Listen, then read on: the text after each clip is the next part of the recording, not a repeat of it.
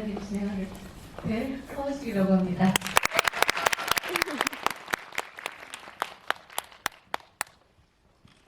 엄청 멀리 앉으시네요. 비말이 튀면 안 되기 때문에. 비말이랑 그렇게 고급진. 오늘까지 저희 둘 다 마스크 하고 있었고요. 오기 직전에 벗었다 이런 말씀을 드리고요. 오늘 작은 날씨를 굉장히 재밌게 보셨을 텐데 이 용산 이 CGV가 모든 게 좋은데 시간이 굉장히 좀 촉박한 그런 부분이 있습니다. 그래서 빨리 이야기 진행해 보도록 하고요. 무엇보다 이제 허은신 시인님의 집이 데뷔 전이신가요? 그 집이?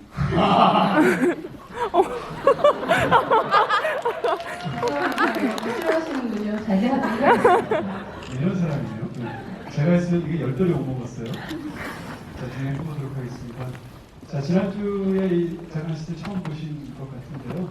보시면서 참 어떠셨어요? 영화 다 보시고 나서? 기대했던 것보다 되게 좋았고요. 사실 이거 보기 전에 94년도 버전인가요? 그거를 미리 봤는데 그래서 영화를 보고 어떻게 달라질까 그게 가장 궁금했고 근데 생각지 못했던 또 새로운 버전을 만나게 돼서 굉장히 신선했고 뭐 배우들 연기, 각색, 연출, 영상, 음악 모든 게 다 되게 훌륭한 느낌이었고 또 굉장히 깊고 그런 오래남는 울림을 주는 아름다운 영화라는 생각이 들었습니다. 네, 저는 이제 조금 더 전에 봤던 것 같은데요. 영화를 보고 나서 이제 사실 작은 아씨들은 너무 많이 알려진 이야기이기도 하고 영화의 역사 지금 90년대 이야기도 하셨는데 30년대부터 이 영화가 계속 지서 속으로 만들어져왔어요. 그런 부분에서 작은 아씨들은 우리가 또 보는 건데 사실은 이 영화를 그냥 그대로 똑같이 만들었다면 아마 다시 만들 생각을 아마 그렇다고 하기가 안 했을 것 같고요. 그런 부분에서 기존의 영화들이나 원작하고는 어떻게 다르가 집중해서 사실 저는 봤는데 그런 부분에서 이 중반부가 굉장히 흥미롭게 느껴져서 일단 그런 얘기 좀 많이 했으면 좋겠다는 생각을 하게 되고요. 배우에 관해서 먼저 이야기 드리고 싶은데 뭐 사실 연기 부분에서 어떻게 느끼셨습니까? 일단 모든 배우들이 다 너무 좋았고 특히 그 배우들끼리의 앙상블이라 그래야 되나요? 하모니라 그래야 되나요? 그런 게 그 뭐랄까 화면에서 이렇게 그 숨길 수 없이 드러나는 그런 게 느껴져서 너무 좋았고 특히 시월시다 로너의 그 전작품들과 완전히 다른 새로운 얼굴, 굉장히 고전 흥미가 있는 얼굴이잖아요. 그 자체가 마치 그 비너스의 탄생에 나오는 그 얼굴을 연상케 하는 고전 흥미가 있는데 그것이 이 작품과 만나서 굉장히 잘 발현이 됐다는 생각이 들고 에이미 역의 그 플로렌스 퓨 역시도 사실 그 7년의 그 단독이 조금 처음에는 좀 어색하고 좀 낯설기도 했지만 그걸 또 잘 소화하는 그 모든 배우들이 다 자기 가진 것들을 굉장히 잘 풀어내고 그것이 배우들끼리 만나서 또 시너지를 일으켰던 그런 작품이라 배우들에게도 굉장히 좋은 기회였을 거라는 생각이 들더라고요.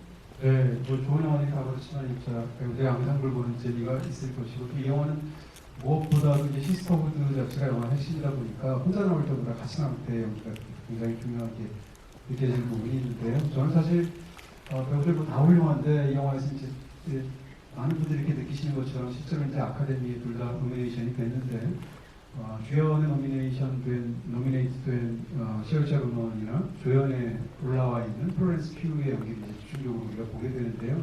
실제로 소설에서도 두 사람이 더 중요하게 느껴지고 영화에서도 상대적으로 더 이야기에서 비중이 있는 것이 사실인 것 같습니다. 근데 저는 개인적으로 시월자 루먼 연기 굉장히 좋아하거든요.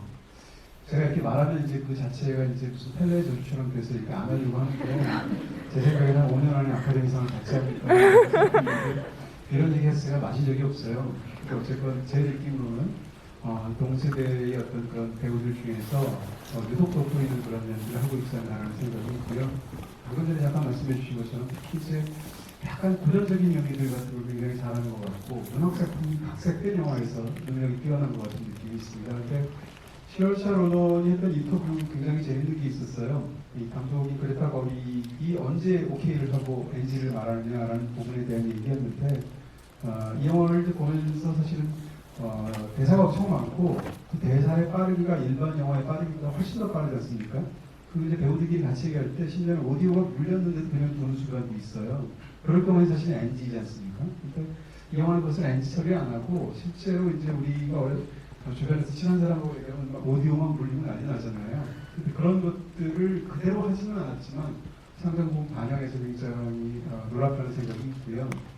근데 현장에서 시월자 로넌에 따르면 그레타 거윅이 오케이를 할 때 오케이를 사운드로 한다는 거예요.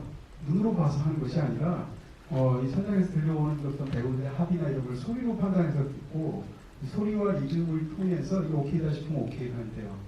시월자 로넌이 그런 감동을 본 적이 없다고. 그래서 그레타 거윅의 영화에서 리듬이 중요한 게 아니겠는가라는 말을 이제 인터뷰에서 했는데요. 그렇게 생각하고 보니까 레이디 버드도 그랬던 것 같아요. 그런 부분에서 감독도 그렇고 배우들도 약간 굉장히 특징 있게 놀라운 부분들이 보이는 것 같습니다. 그래서 그 각각의 단독의 연기들도 좋았지만 그 자매들끼리 갖고 있는 그 관계들이 있잖아요. 조가 각각 세 자매와 갖는 관계라든지 로리와 갖는 관계, 엄마와 갖는 관계 그런 것들이 굉장히 다양한 톤과 그 색을 가지고 영화를 굉장히 다채롭게 해준다는 생각을 가졌거든요. 그게 그래서 영화 자체를 더욱더 풍부하게 해주고 그게 또 그 소설을 읽었을 때와는 다른 그 증폭되는 확장되는 그런 부분들을 갖게 해주는 것 같다는 생각이 들었어요.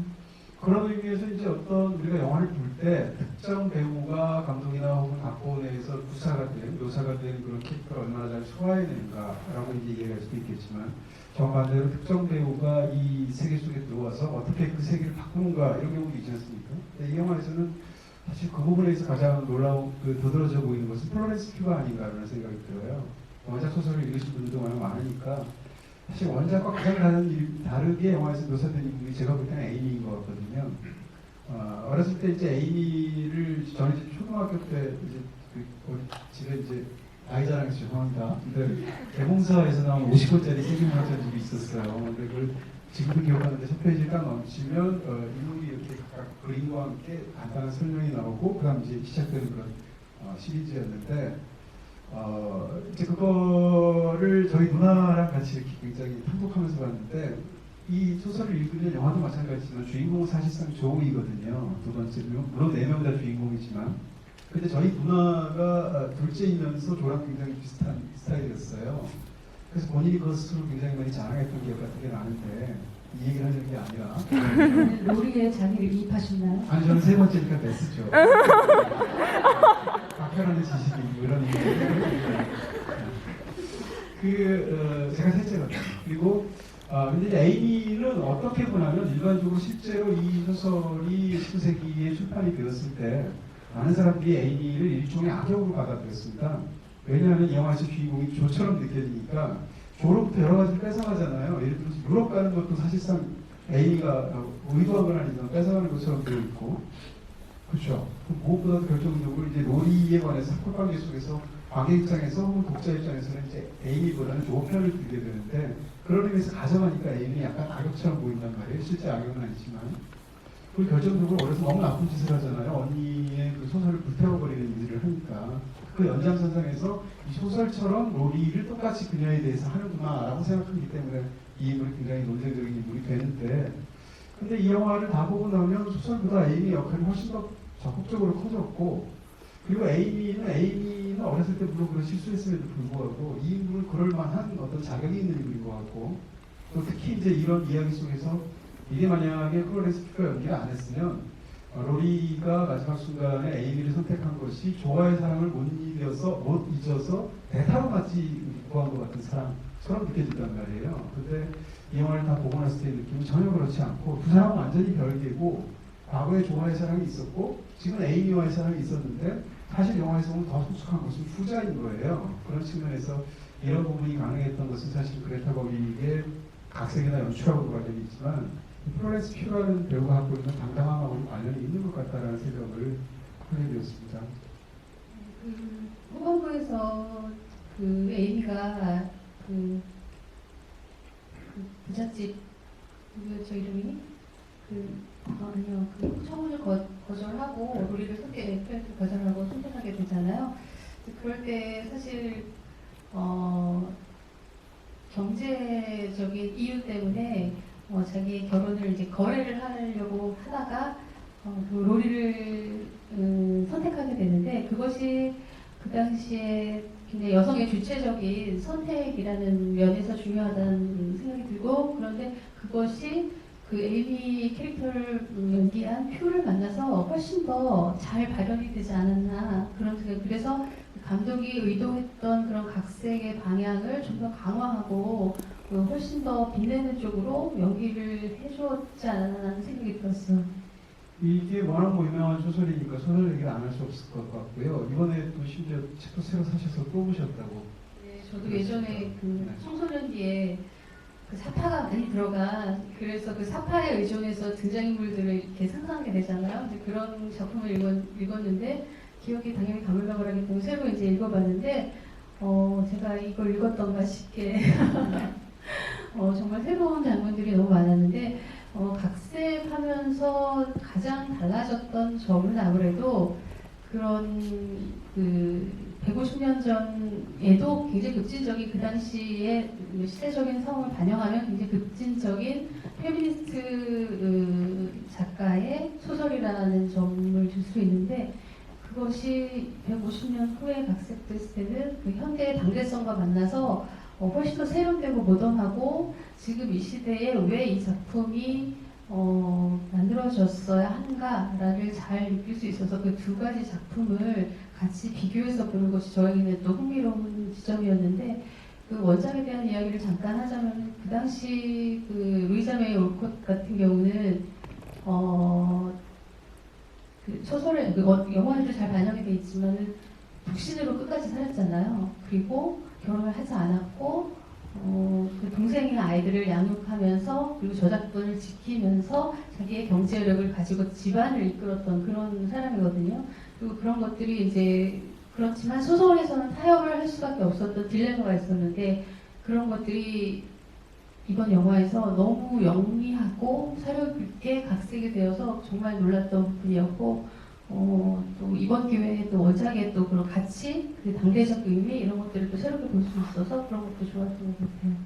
네, 지금 시인님께서 잘 해주신 것처럼 사실은 이 영화는 배경 이야기도 조금 더 알면 더 감동적이거나 각색의 핵심적인 부분을 이해할 수 있는 부분이 있습니다. 근데 이제 루이자 메이 올콧은 당대에도 굉장히 성공한 그런 사람이었고 저는 사실 이제 어려서 그 계몽사에서 나왔던 책으로 보았기 때문에 이 소설이 그 당시 제가 초등학교 때 이게 페미니스트 소설이구나 이렇게 생각하고 읽은 건 아니에요. 그냥 재밌는 소설이라고 생각하고 읽었는데 저도 이번에 다시 읽으면서 느낀 것은 더군다나 이 소설이 나왔던 시기를 생각한다면 페미니즘적인 전망이 확고했던 소설이구나 라는 생각을 했고요.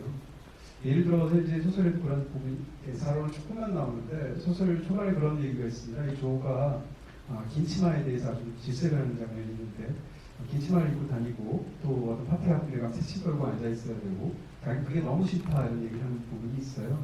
그런 비슷한 얘기를 이제 언니인 넥한테 하는 얘기가 영화 속에 살짝 들어가 있는데 바로 그런 데서 얘기를 가져온 거죠. 이 작품을 보다 보면 초반에 치마에 불이 붙지 않습니까? 그리고 또 거기에 갈 때 신발이 너무 작잖아요.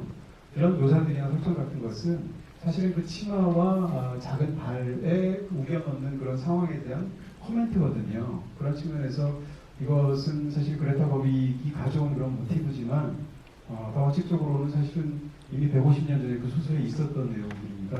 그런 측면에서 보면 사실 그 당시에도 그랬는데 그리고 또 이 문학사에서 사실은 이 작은 아씨들이 어마어마한 걸작으로 원래 추앙받는 작품은 아니지 않습니까? 굉장히 대중적인 와서 조명을 다시 받고 있는 그렇죠. 최근에 욕소설들이 그런 것처럼. 근데 예를 들어서 단적으로 지금 우리나라에 문학산책이 굉장히 많거든요. 무슨 의류에서도 나오고 문학동네 이름사 다 있는데 그 어디에 또 이 작품이 수백 권씩 나와 있는 세계 문학산책이 안 들어가 있어요. 제가 알기로는 이제 펭귄 클래식에 유일하게 들어가 있거든요. 왜 그럴까라는 부분들 생각하게 되는데 그런 연장선상에서 사실 이 소설이 갖고 있는 부분이 있고요. 그리고 이번에 이제 소설을 다시 저도 읽으면서 느낀 건 이 루이자 메이 올콧 자체가 밀당의 고수였구나. 대중을 너무 잘하는구나, 독자를. 왜냐하면 일본 마지막이 어떻게 끝나냐면 소설에 붙이는 작가의 말도 아니고 실제 소설의 마지막인데 자 이렇게 그들의 이야기를 끝나게 되었다. 1막은 여기서 마친다.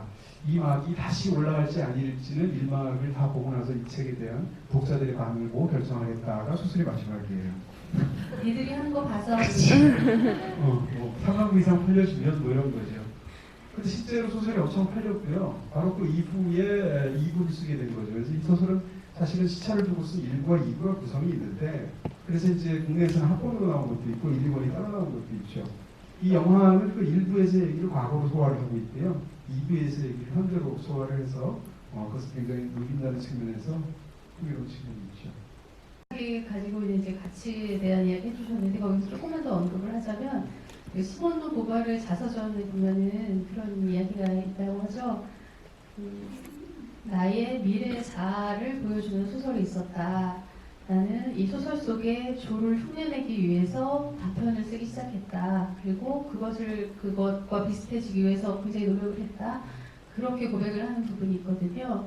그러니까 그 시몬드 보바르라는 그 여성 사상가이자 작가에게 그렇게 결정적인 영향을 미쳤던 소설이었고, 사실 문학사에서 문학이 어떤 문학이 가치 있는가를 위임장을 주거나 승인하는 주체가 사실 남성 작가들이었고 평론가들이었기 때문에 그런 면에서 그 작품이 조금 소홀하게 다뤄졌던 면들이 있는데, 사실은 시몬드 보바르를 포함해서 조이스 캐럴 로치 같은 경우도 그 작품에 갖고 있는 어떤 딜레마를 자기가 다시 쓴 경우도 있다고 하거든요. 국내에 출간되지는 않았지만 블러드 모어 로맨스라고 해서 그 네 자매의 역할을 조금 다르게 환상적으로 표현을 해서 그가 루이자 메시의 여기까지 가졌던 딜레마를 다시 단계적으로 좀 다르게 표현하는 그런 소설을 썼다고도 하니까 거스루드 스타인 같은 경우도 그렇고 굉장히 그 영향력 있는 여성 작가들에게 굉장히 큰 어떤 길을 보여준 중요한 소설이었다라는 것을 또 첨언하고 싶어요.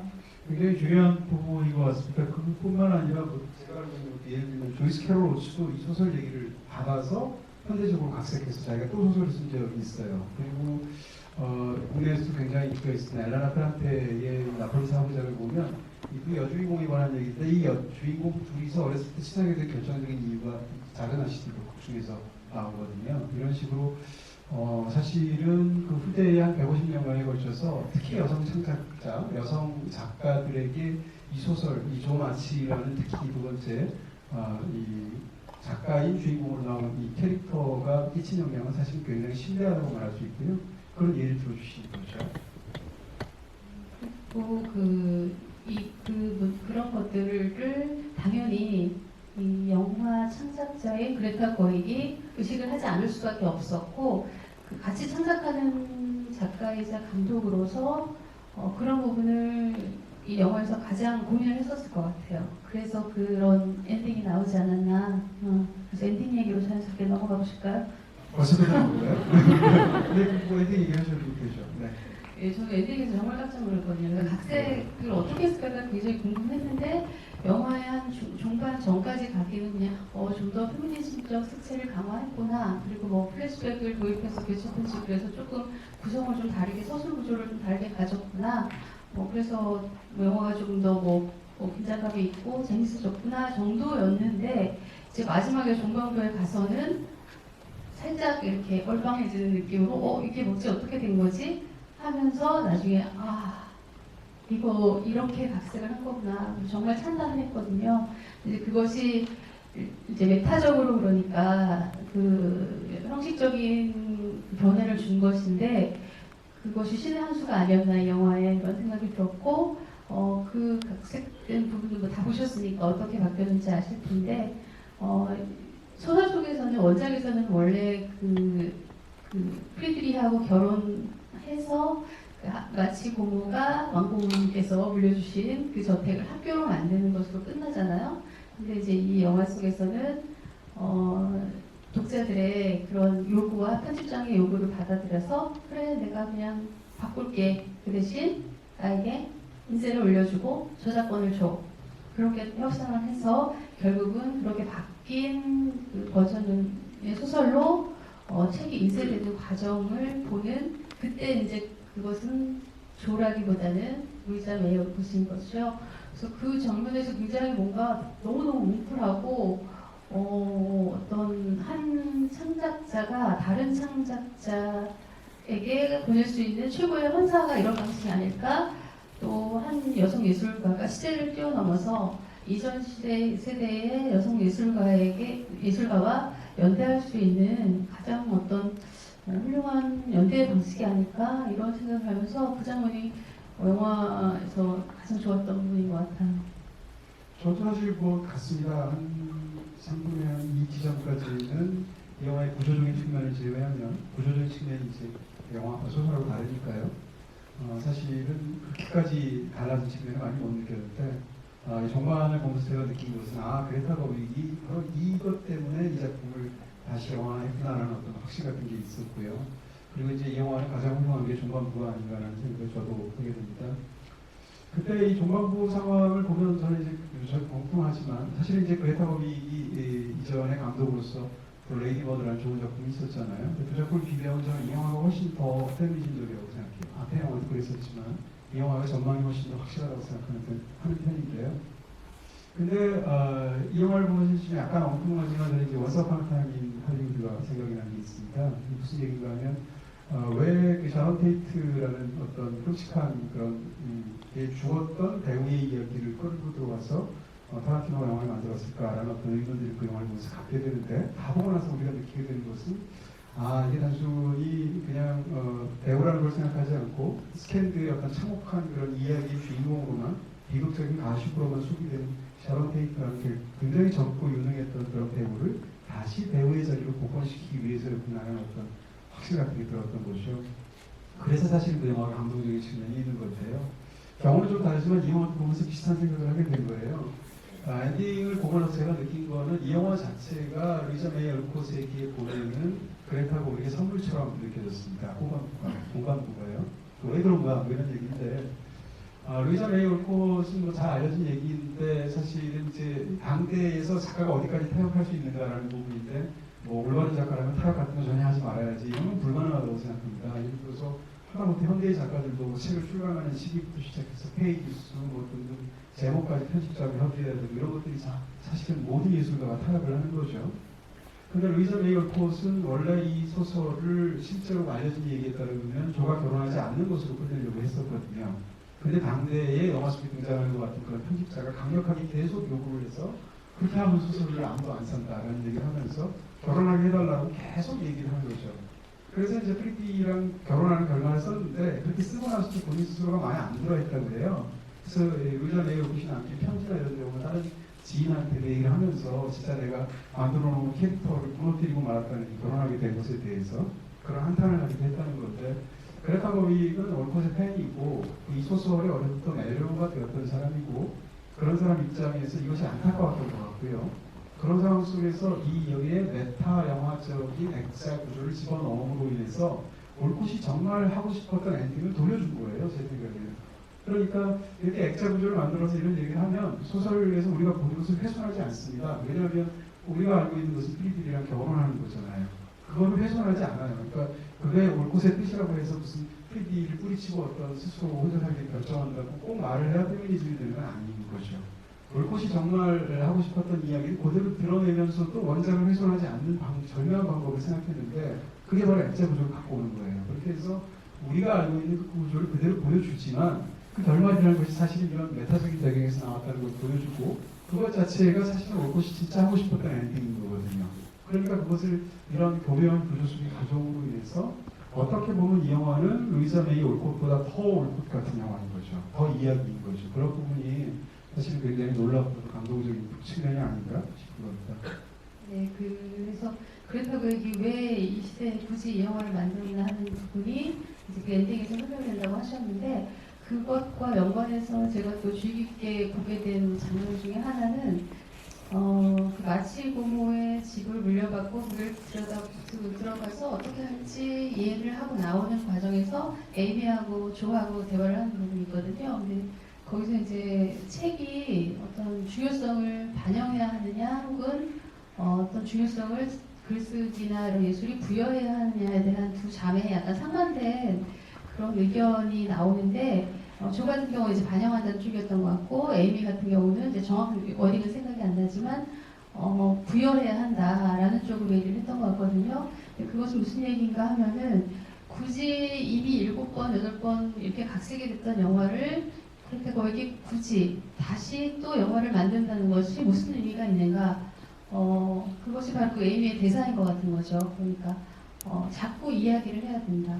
자꾸 의미를 우리가 부여하는 과정, 그 창작의 과정을 통해서 어떤 것들이 더 중요해지고 이슈가 되고 조금 더 다른 지점으로 나아갈 수 있다라는 건데, 이것과 관련해서 그 그레타 거의 인터뷰 중에 하나가 제가 인상적이었던 게 루이자 메이 올콧은 그 결혼한 엔딩을 원하지 않았다. 그런데 150년 후에 내가 그가 원하지 않았던 그 결말 그대로 한다면 그러면 진보가 어디 있겠냐, 이런 뉘앙스의 인터뷰를 했던 게 생각나거든요. 이제 그런 면에서 그런 엔딩과 그 루이자 메이 올콧, 아니 그 그레타 거액이 영화 속에 그렇게 작품이 중요성을 반영하느냐 부여하느냐 이런 대사를 끼워놓은 것도 그런 맥락에서 굉장히 중요한 지점이 아닐까 그런 생각이 들었어요. 그런 의식으로 이 영화를 보면 사실은 초반부터 그런 그 독선들이 굉장히 많았다는 생각을 이렇게 하게 됩니다. 이 영화를 보면 이야기는 사실 우리가 알고 있는 이야기는 이 중간의 이야기이지 않습니까? 그때 영화의 시작과 마지막 엔딩 장면은 편집자랑 거래하는 이야기란 말이에요. 그래서 그 앞뒤로 이제 액터처럼 짜여 있고, 그게 이제 그렇다고 이 영화를 재해석하는 방식일 텐데, 초반에 이 영화는 루이자 메이 올콧의 그 잘 알려져 있는 말을 이 자막으로 처리하면서 시작을 합니다. 그 말은 고난이 너무 많았기 때문에 즐거운 이야기를 한다라는 이야기죠. 그러니까 왜 이런 대중소설을 쓰느냐, 대중소설이 그 사람들이 폄하하는 그런 시선들이 있으니까 그 이야기는 삶에 너무 고난이 많기 때문이라는 건데, 그러면 고난이 왜 많은가를 생각해 볼 수 있겠죠. 그것은 루이자 메이 올콧이라는 사람이 겪은 개인사가 고난이 있을 수가 있고요. 첫 번째는. 두 번째는 여성 작가로서 당대에 겪어야 할 수밖에 없었던 시대적인 어감이 있었겠죠. 그런 모두가 있을 텐데, 이 영화는 그걸 초반에 드러내면서 고난이 많았기 때문에 즐거운 이야기를 쓴다라는 이야기는, 즐거운 이야기는 보이는 그대로가 아니다라는 뜻이죠. 그 밑에는 현실의 고난이 그림대로 일렁이고 있다라는 전제가 담겨 있겠죠. 그러고 나서 영화가 시작하는데 그 장면에서는 이제 뉴욕에서 돈을 벌어야 되고 가족을 부양해야 되기 때문에 존은 절박하게 실려는 친구 이름을 팔아서 가서 이제 새 작품을 거래를 하러 갔단 말입니다. 상대는 그 앞에서 굉장히 어마어마한 태도로 딱 읽고 나서 또 의외로 또 실력이 좋으니까 이 책을 사준단 말이에요. 근데 즉석에서 이러이러한 부분을 빼자고 말을 해요. 근데 빼자고 말하는 부분이 뭔가 하면 주인공이 죄를 참여하는 부분을 빼자고 그러거든요. 그러니까 이제 그 조가 그렇게 얘기하죠. 아니 그게 그 영화에서 핵심인데 이렇게 얘기하니까 떠오르긴 하죠. 그렇죠. 근데 핵심은 무슨 핵심 이러면서 중요한 것은 도덕 같은 것이 아니고 즐거움이라는 이야기를 하게 되죠. 그래서 그것을 삭제하는 조건으로 20달러인가요? 그렇게 해서 팔게 되지 않습니까? 이 앞에 두 가지는 사실상 같은 얘기예요. 자막에서의 얘기나 그다음에 프롤로그에서 나왔던 이 얘기는 같은 이야기인데, 그 이야기는 뭔가 하면 작가가 썼던 작품은 당대의 맥락 속에서 재해석해서 다시 읽어야 된다. 중요한 것은 작품이라는 텍스트만이 아니라 작품이 놓여있는 컨텍스트이기도 하다라는 이야기거든요. 이것을 초반에 자막과 프롤로그 형태로 보여준단 말이에요. 그리고 나서 이제 이 작은 아시트라고 제목이 있고 본격적으로 우리가 아는 이야기들이 펼쳐지게 되는데, 그런 면에서 본다면 한 가지가 더 있는데, 중간에 이제 자기들끼리 연극을 만든단 말이에요. 연극을 만들어서 크리스마스용으로 이제 영화를 만드는데, 마녀의 저주가 이런 연극을 만들게 되는데, 그 마녀 이야기 속에 이제 조가 이번에 밑을 집어넣어서 이번에 내가 독을 좀 넣어봤어, 이 달콤한 복수룩에 뭐 이런 얘기를 하죠. 그러니까 똑같은 건 넣어서는 안 된다. 왜냐면 크리스마스잖아. 이런 얘기를 하게 되죠. 그러니까 크리스마스에는 독 같은 걸 넣으면 안 된다. 크리스마스 연구에 달콤한 것만 들어가야 된다라는 얘기를 하는 것도 역시 마찬가지로 앞에 두 가지랑 똑같은 이야기인 거예요. 근데 그러면서 이 자녀들끼리 푸념을 하게 되는데, 무슨 푸념을 하냐면 크리스마스가 뭐 이거냐, 선물이 있어야 크리스마스라고 하는데, 이 영화에서의 크리스마스 선물은 무엇이었는가를 생각해 볼 필요가 있겠죠. 아버지였거든요. 그러면 마지막 순간에 아버지가 귀가를 하는 게 크리스마스 선물로 묘사가 되었단 말이에요. 그것조차도 사실 어떻게 보면 당위적 같은 거고 시대적인 환경하고 관련이 있겠죠. 가장의 귀향으로 영화가 끝나고 이야기가 끝나고 있으니까. 그런 측면에서 본다면 집중적으로 시인님께서 이 후반부의 중반부의 그런 상황을 말해주신 게 사실 그레타 거릭의 마음처럼 느껴진다는 거죠. 그레타 거릭은 고전을 왜 완결적인 상태로 훌륭한 책이 있으면 그걸 그냥 읽으면 되는데 왜 그걸 굳이 재해석해서 또 다른 이야기로 다시 이야기해야 되는가라는 건데, 그 이유는 지금 제가 말하는 식으로 제가 설명을 드린다면 그것은 항상 텍스트는 컨텍스트의 영향 속에 있기 때문이다라고 생각할 수 있겠죠. 그런 면에서 본다면 사실은 왜 그레타 거북이 너무 유명하고 수십 번 영화화된 이 작품을 다시 영화했을까라는 것이 짐작이 되는 측면이 있는 것 같습니다. 평론가신가요? 네, 다 공감되는 이야기고요. 그러니까 아까 그 오프닝 장면의 이야기 이제 엔딩하고 연결이 돼서 이렇게 그 수미상관을 이루잖아요. 근데 그 부분도 저는 굉장히 좋았거든요. 앞부분에 사실 원작은 크리스마스 장면으로 시작하죠. 그래서 순차적으로 시간 순서대로 이제 진행이 되지만 이 작품은 그 조가 편집장을 만나기 위해서 그 출판사에 들어가기 직전 뒷모습으로 시작을 하죠. 그리고 영화가 끝나는 장면은 그 책이 나오는 것을 지켜보는 정면 앞모습이잖아요. 그것이 저는 너무 잘 짜여진 진짜 영화 보는 것 같아요. 통한다면서요. 아니 이쪽에 통하죠. 네. 너무 잘 짜여진 어떤 그런 구조라는 생각이 들고 그것이 한편으로는 책의 어떤 표지와 뒷표지를 이루는 것 같은 그런 생각도 들고 또 한편으로는 그 편집하는 과정에서 그러니까 자기 20달러를 받고 거기서 실어주겠다 하고서 그 거리를 막 뛰어가잖아요. 그 장면도 되게 신나고 좋은데 그때 뛰어가는 장면은 이제 왼쪽에서 오른쪽으로 뛰어가면 그다음에 회상씬에서는 그 장면들이 막 오른쪽에서 왼쪽으로 온다든지 그런 것들도 굉장히 리듬감을 주고 율동감을 주고 되게 재밌던 편집점이라는 생각이 들었고 또 예를 들어서 뭐 장례식과 결혼식을 이렇게 이어서 붙여놓는다든가 그런 것들이 그 각색과 더불어서 그 그레타 거에게 어떤 능력이랄까 그런 재치랄까 뭐 이런 것들을 보여주는 되게 흥미로운 그런 지점이었던 것 같습니다. 제가 작가갖고 이제 작가님이 그런 것 같다 이 생각을 또 하게 되네요. 네, 근데 지금 말씀해주신 그런 부분 아마 고스란히 느끼지 않으셨을까 싶은데. 영화적으로 이런 편집은 어떤 의미를 갖는 것인가요? 네, 그건 이제 뭐 허은실 평론가님께서 잠시 후에 말씀해 주실 거고요. 그 엔딩 부분 관련해서 그러니까 사실 엔딩 부분이 너무 중요하니까 그게 한 가지만 더 덧붙인다면 이 엔딩 부분은 어떻게 보면 타협을 보이지 않습니까? 그러니까 본인이 원했던 것은 그런 결말이 아니었잖아요. 근데 그런 결말을 했는 것을 일단 액자 구조로 보여준단 말이에요. 메타 영화의 형식으로. 근데 거기서 그 거래는 어떻게 성립했는가라는 것도 생각해 볼 수 있죠. 뭐를 주었는가? 돈을 포기했죠. 500달러를 포기했잖아요. 선인세로 500달러를 주면 네가 저작권을 반납하는 대가로 너에게 500달러라는 거금을 주겠다라는 게 편집자의 요구였는데 그 500달러는 그 사람한테 급하거든요. 왜냐하면 지금 돈이 중요한 상황이고 시종 이용하는 돈 얘기를 하고 있으니까. 근데 그걸 거부하면서 선인세를 포기하고 대신 판권을 찾아온단 말이에요. 근데 그 판권이라는 얘기 그냥 뭉뚱그린 얘기니까 이 영화에서 아예 정확하게 물어봅니다. 그 판권이 뭘 뜻하냐라고 했더니 후속작을 쓸 수 있는 권리, 인물에 대한 해석이나 뭐 등등 이런 얘기를 한단 말이죠. 그러면 나는 포기할 수 없다라고 얘기하고 그걸 받아온 다음에 심지어는 이제 인세트 10%에서 일부 당겨서 내 주인공을 결혼시켰으면 그 정도는 받아야 된다고 하면서 6.6%를 받아내는 게 결말이죠. 그러니까 이 판권이라는 것은 작가의 권리이고 사실 보여준 그 이상문 학생 때문에 굉장히 문제가 되고 있는 그게 왜 문제인지 정확하게 우리에게 알려주는 그런 사건이 한국일 수도 있지 않습니까? 그런 상황에서 이 저자는 굉장히 흥미로운 건 이 영화는 시종 일부는 사실 돈 얘기를 했는데 그 돈 얘기는 영화에서 너무 중요한 부분이죠. 단순히 성물스러운 부분이 아니라 이 영화의 핵심적인 부분인데 그렇게 돈이 중요하다고 계속 그 자립과 관련되어 있는 것이고 그 얘기를 하던 사람이 마지막 순간에 돈을 포기하면서까지 판권을 찾는 얘기란 말이에요.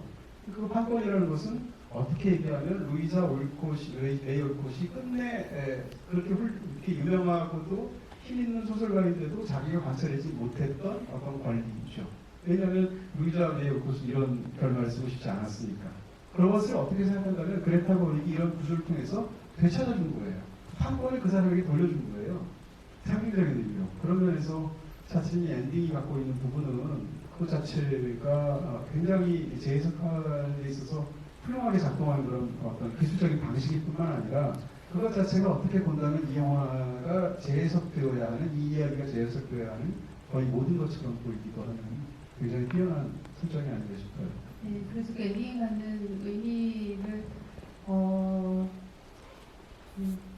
저작권을 가져오는 것 그리고 그것이 여성의 경제권 그것은 무슨 의미냐면 여성의 독립된 자기 권리를 자기 삶을 자기가 개척하고 선택할 권리를 말하는 거잖아요. 그래서 이제 시종일관 돈 얘기를 한다고 얘기를 하셨는데 사실 정말 중요한 이야기거든요. 여성이 이 역사적으로 보면 여성이 자립했던 그런 계기들은 항상 경제적인 독립을 할 때 이루어졌다라고 하는데 그것을 이 영화가 너무나 그 정확하게 간파를 하고 있고 그 얘기를 이제 굉장히 때로는 직접적으로 때로는 감추어둬서 세련된 방식으로 이렇게 하고 있다라는 생각이 들었고 그래서 마치고 모두 그렇게 끝나난 부자니까 이 영화의 가장 명대사가 아닌가 싶은데 그것도 사실은 약간 이렇게 위트 있게 코믹하게 된 부분이지만 그 말 자체도 그 감독이 하고 싶었던 이야기가 아닌가. 왜냐하면 그 원작에는 그 대사가 없거든요. 그런 면에서 본다면은 여성의 경제권 그것이 얼마나 여성의 그런 독립과 주체적인 그런 삶을 개척하는 데 있어서 중요한가 이런 것을 잘 드러내고 있는 부분이라고 생각이 들고 그 엔딩이 이것도 아주 집약적으로 그 엔딩 저작권을 가져오는 씬으로 인해서 그 모든 걸 한꺼번에 하고 있다 이런 생각이 들었어요. 네, 돈이라는 건 사실 우리 이제 특히 작품 속에서 있는데 얘기하면 이제 없어 보이기도 하고 소금처럼 느껴지기도 하는데 그게 그렇지 않다는 생각을 하고요. 예를 들어서 무슨 멋진 하루 같은 한국 영화도 굉장히 훌륭한 장면 중에 하나는 한국 영화에서 돈 문제가 나오고 돈에 관한 얘기를 대충 가정하고 넘어가 버리거든요. 마치 그런 건 별로 중요하지 않다는 뜻이는데 마치가의 이야기죠, 이야기. 저만 알아듣나 봐요. 이분이 또 마치라는 이름으로 또 아재를 낳았습니다.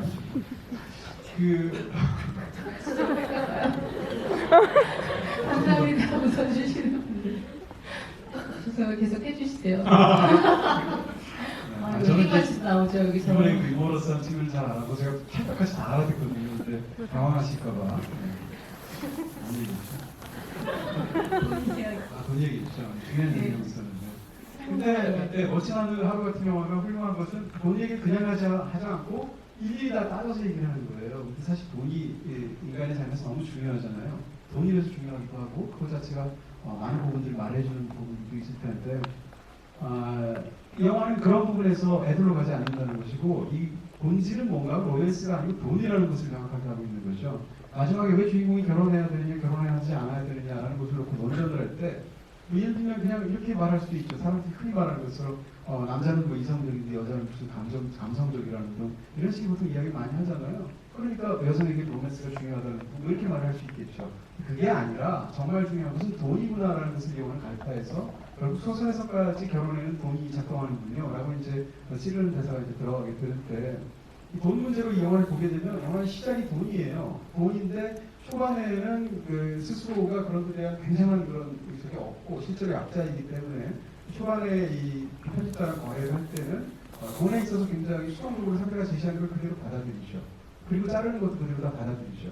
근데 마지막에 가게 되면 돈에 대해서 자기가 통제권을 찾게 되고 그 다음에 상대가 그런 권한을 가져가려는 것을 거부하게 되잖아요. 그러니까 이 사이에서 어떤 작가로서의 성장이나 자각하고 사실은 관련이 되어 있는데 그 핵심은 돈이다라는 얘기고 고모도 마찬가지인데 고모는 사실은 시대착오는 아니죠. 그 당시에 저렇게 생각하는 사람들이 많았으니까 어떻게 보면 반페미니즘적인 생각을 갖고 있는 사람인데 본인은 사실은 그런 상황에서 돈에 엄청난 수혜를 갖고 있는 사람이잖아요.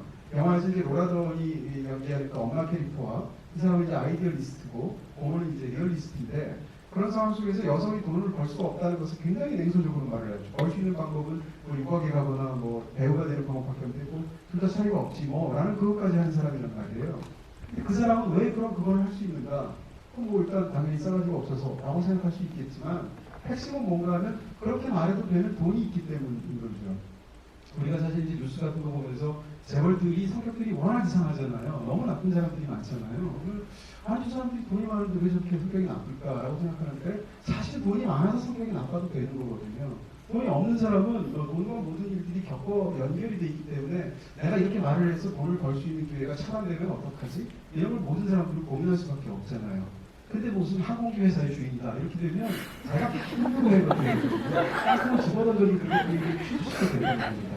근데 그것이 요즘 약간 달라지고 있죠. SNS 때문에. 그러니까 어찌됐건 그들이 그렇게 되는 이유는 그래도 될 돈이 있기 때문인 거예요. 그런 측면에서 사실 이 영화의 고모 캐릭터가 보여주는 이상한 모순이 있는데 그 모순을 그레타 gerwig은 굉장히 영리하게 잘 활용하고 있는 거죠. 네, 그 장면 보면서 이효리가 빅토리아 시대에 그렇죠? 네, 유리 씨가 남부자니까 그 말을 하지 않았었나요? 그 생각도 나면서 조카들 유학도 보내줄 수 있는 독신 여성 최고다 이런 생각이 들었고 잠깐 그 이야기와 더불어서 떠오르는 또 그 메리 스트립의 연기 그 장면에서 에이미를 이렇게 회유하면서 21번 들이쉬는 것만으로 그리고 눈을 가늘게 뜨는 것만으로 그 2초간만으로 그 모든 것을 이렇게 표현하는 그 연기 생각이 또 나서 잠깐 따기로 샜습니다. 돈 얘기. 아니요, 정확하신데 저는 이제 메리 스트립이 연기 테크닉의 화신이라고 생각해요. 이 연기를 어떻게 만들었을까 상상해보면 제 생각에 목소리로부터 이 배역을 먼저 만들었을 겁니다. 네. 메리 스트립이 항상 그런 건 아닌데 그런 경우도 종종 있고 그리고 이제 그런 배우들은 그런 순간들을 너무 잘 알고 있어요. 이 순간에서 어떻게 하면 리듬이 생기고 어떻게 하면 집중이 되고 어떻게 하면 편집 포인트를 내가 지배하고 이런 걸 너무 잘 알고 있는데 메리 스트립처럼 정말 위대한 배우는 진짜 그런 식으로 장면을 지배하는 거죠. 사실 그런 얘기를 해주신 것 같은 느낌이 맞죠? 네, 네. 감사합니다. 네. 그리고 이제 그 각색에 관해서 한 가지를 또 짚어야 될 게 있는데 이 영화는 소설에 없는 구조를 만들었어요. 소설은 그냥 이 페넌치로 되어 있습니다. 그러니까 시간 순서로 나열이 되어 있고 크리스마스에 아버지가 전쟁 나가서 없는 데서 우리 왜 이렇게 선물도 없고 가난하지? 하고 푸념하는 걸로부터 시작해서 마지막에 프리디랑 결혼하는 것까지 이렇게 순서대로 가도록 되어 있거든요. 근데 이 영화는 그걸 이제 구조를 만들었죠. 그래서 현재가 있고 과거가 있는데 2부의 이야기를 기본적으로 펼치면서 과거 이야기를 띄워넣는 방법을 썼는데 굉장히 독특한 건 뭔가 하면 이 영화는 그 띄워넣는 방법을 플래시백으로 안 썼다는 거예요. 그러니까 일반적으로 이런 구조를 만드는 이유는 이야기가 양이 굉장히 많을 경우에 이 얘기를 과거 현재를 뒤섞어주면은 이 이야기를 쓰기가 굉장히 편해집니다. 왜냐하면 스토리를 이렇게 만들면 기본적으로 그 이야기를 추격하는 게 굉장히 어렵거든요. 근데 이렇게 비틀어버리면 에피소드 중심으로 영화를 만들 수 있단 말이에요. 그래서 많은 감독들이 이렇게 쓰는데 근데 이렇게 쓸 때 보통 그 과거와 현재 사이에 연결 포인트를 만들어주기 위해서 일반적으로 어떻게 하느냐 현재의 주인공이 특정 지점에 이르러서 과거를 생각하죠. 지금 물컵을 보니까 옛날 물컵이 떠오른다 하면서 물컵 장면이 나오고 다시 현재가 나오다가 물을 보니까 문이 떠오른다 이런 식으로 하는 것이 일반적인 이런 구조를 만드는 방식인데 이 영화의 과거는 플래시백이 아니에요. 그러니까 이것은 굉장히 독특한 방법인데 여기서 이 영화에 저는 성과 패가 나온다고 생각하거든요. 장점은 뭔가 하면 진짜 그레타 거빅이라는 사람은 세상을 보는 품이 굉장히 넓은 사람이구나 라는 생각을 하게 됩니다. 무슨 이야기인가 하면 일반적으로 이런 구조를 만들면 과거는 현재를 위한 깨달음의 어떤 진료 정도밖에 안 되는 거예요. 현재 지금 이런 일이 있는데 과거 가만히 있어 떠올려보자 하는 플래시백이 쫙 펼쳐지면 과거에 그러고 했으니까 혹은 과거에 그럼에도 불구하고 현재는 이런 단계로 나간단 말이에요. 그렇게 됐을 경우에 과거의 사건이 중요한 이유는 현재에 교훈을 주기 때문에 중요한 거죠. 이 얘기를 뒤집어서 얘기한다면 과거와 현재와의 관계에서 과거는 현재에 종속된 거예요.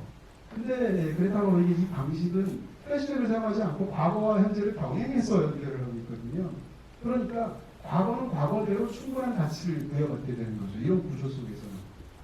이런 측면에서는 사실은 우리가 이제 과거를 바라보는 그레타 거빅의 시선 같은 것을 줄 수 있고 그 중에 이제 시가 나오잖아요. 무슨 내가 이 땅을 사랑하게 되는 것은 여기서 무슨 어린 시절을 보냈기 때문이고 해마다 이 땅에서 꽃이 다시 피어나기 때문이고 하는데 그게 과거를 바라보는 그레타 거빅의 시선 그대로인 거죠. 그런데 사실은 저는 이 영화에 대한 약간의 아쉬움이 평론가로서 바로 거기에 있기도 합니다. 뭔가 하면 이 영화가 그런 구조를 주제적인 이유로 만들므로 인해서 단점들이 생겨나게 되는데 유기성이 떨어져 버리는 거예요. 더군다나 과거와 현재 사이에서는 7년이라는 기간밖에 없거든요. 배우들도 굉장히 젊은 배우들이란 말이에요. 그러니까 어떤 일이 벌어지게 되냐면 7년 전에 벌어진 일인지 지금 벌어진 일인지 관객이 헷갈리게 됩니다.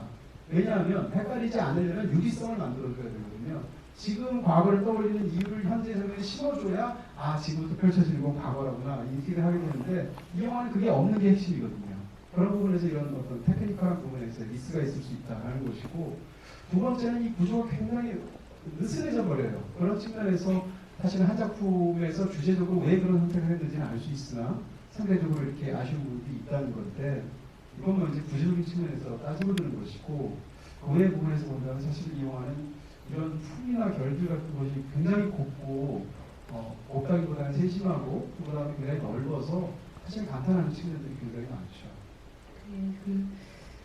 아까 그 해변 비치 씬에서의 시 읽어주는 이야기 하셨는데 제가 그걸 찾아보니까 그게 조지 엘리엇이라는 그 한 20, 30년 전 시대에 여성 작가가 쓴 플로스강의 물방앗간이라는 작품에서 그 나왔더라고요. 근데 그 작품도 페미니즘 문학사에서 굉장히 중요한 그 획을 그은 작품으로 알려져 있고 D.H. 로레스 같은 경우도 근대 문학의 시작은 이 작품으로부터였다라고 할 정도인데 그 작품이 인용된 그 구절은 그 작품 속에서 유년 시절을 회상하는 그 글 속의 주인공의 그 회상 장면이거든요. 그래서 유년 시절이 왜 중요한가 그런 걸 이제 회상 쪽으로 그 이야기하는 그 구절인데 그걸 왜 따왔나 저 생각을 해보니까 두 가지 이유였던 것 같아요.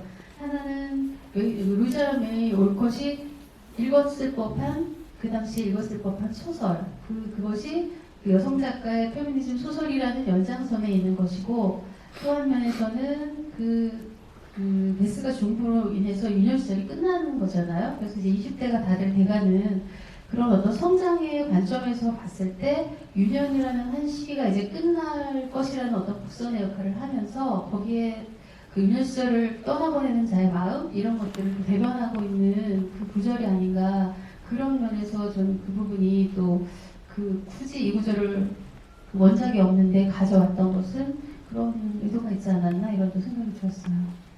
그걸 보니까 한데요. 그러니까 이 작품을 보면서 이제 저는 제가 진짜 관심 있는 건 루이사 메이 옷이 아니라 그것을 바라보는 이제 그레타 거윅이 저는 관심이 있는 건데요.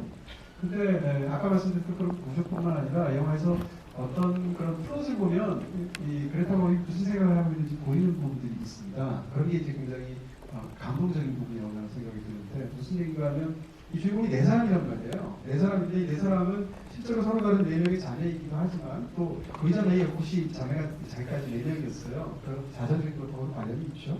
근데 더 중요한 게 뭔가는 네 사람은 기본적으로 사람들이 갖고 있는 성향의 인격화처럼 보이기도 한다는 거예요. 누구에게나 다 에이미 같은 친구도 있고 이런 부분도 있고 신인의 삶의 시기에 따라서 어떤 때는 조처럼 결정을 하기도 하고 이런다는 거죠.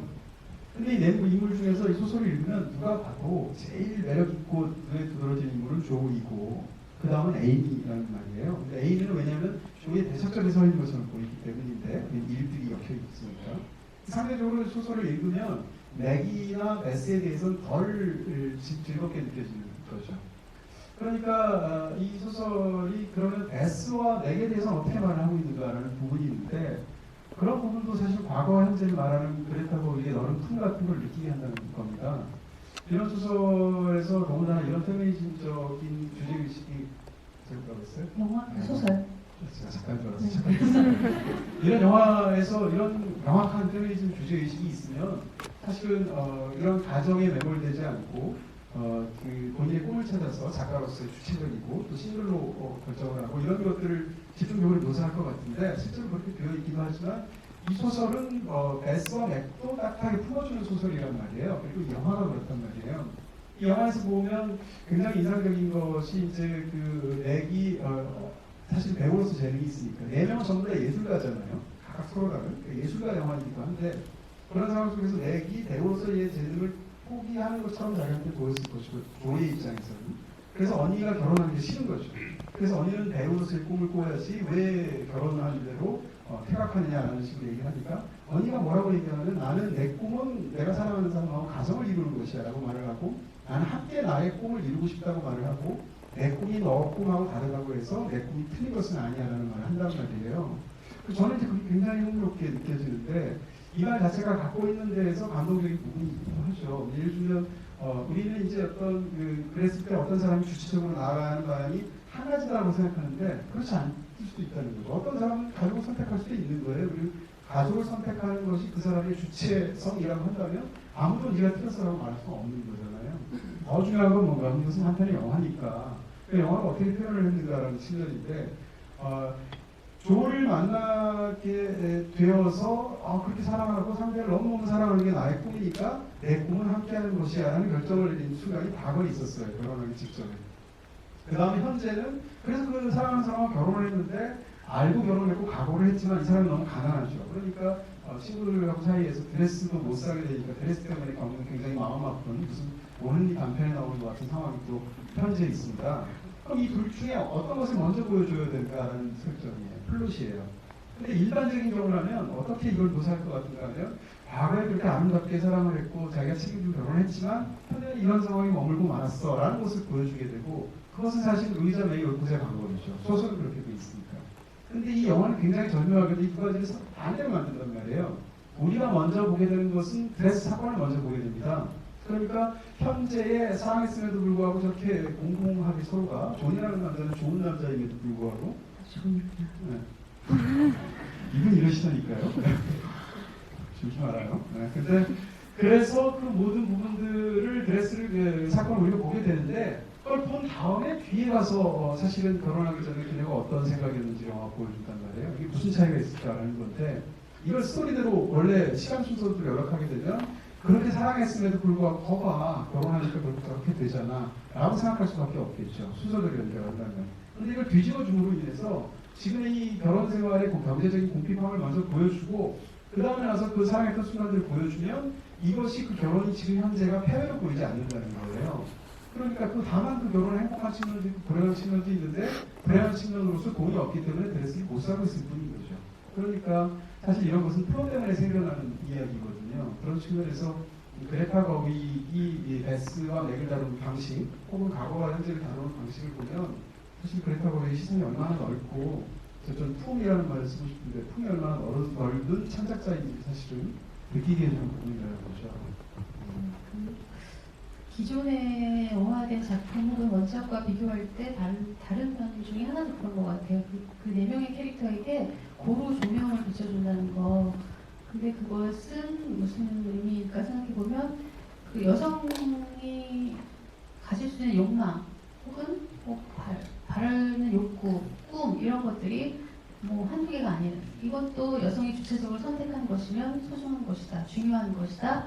그런 것을 말하기 위해서 이렇게 고루고루 그 배분을 한 것이 아닌가 캐릭터를 그런 생각이 들었고 각색을 하는 과정에서 매개 그 캐릭터도 사실 원작과 많이 다른 부분인데 그 원작에서는 그 모성이 굉장히 강조되는 부분이 있는 것 같아요. 아이 엄마로서 뭐 육아를 하면서 혹은 여성적인 그 헌신적인 아내로서 이런 게 굉장히 길게 묘사가 되는데 원작에서는 그것보다는 돈 너무 가난한 게 너무 싫고 이런 얘기를 계속 하잖아요. 근데 그것 역시도 이 아까 말했던 큰 주제 경제권이나 돈과 관련돼서 그렇다고 이게 그 비중을 각색하면서 좀 더 그 크게 가져오는 것도 그 각색이 큰 측면에서 그 매개의 그 역할이 기존과 달라진 점인 것 같다는 생각이 들었습니다.